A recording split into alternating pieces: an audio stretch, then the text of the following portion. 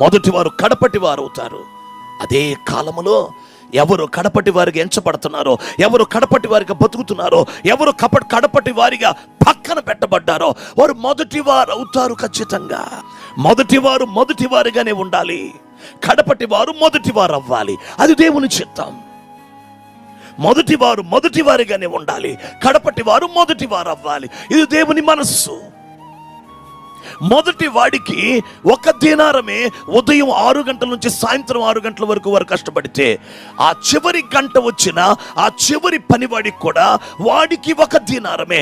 అంటే కడపటి వాడు కూడా మొదటి వాడంత జీతం సంపాదించుకోవాలి, మొదటి వాడు కూడా తన జీతాన్ని తను భద్రం చేసుకోవాలి. ఒకవేళ మొదట వచ్చిన వాడు గనక తన ఆరోగ్యాన్నో లేకపోతే ఇంకోటో చూసుకొని, తన యొక్క బద్ధకమో లేకపోతే ఇంకోటో నిర్లక్ష్యమో చూసుకొని 6 గంటల నుంచి సాయంత్రం 6 గంటల వరకు తగినంత పని వాడు చేయకపోతే వాడి జీతం తగ్గిపోవుండును. కానీ వాడు పని చేశాడు కనుక వాడి జీతం సంపాదించుకున్నాడు. కానీ అతడు ఏమంటాడో తెలుసా?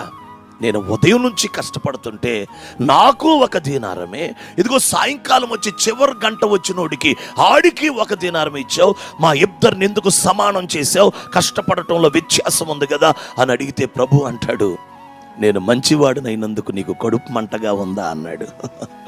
అంటే అర్థం ఏంటో తెలుసా? జీతాన్ని చూడొద్దు, ఆ జీతాన్ని ఇచ్చే దేవుని మంచితనాన్ని చూడాలి.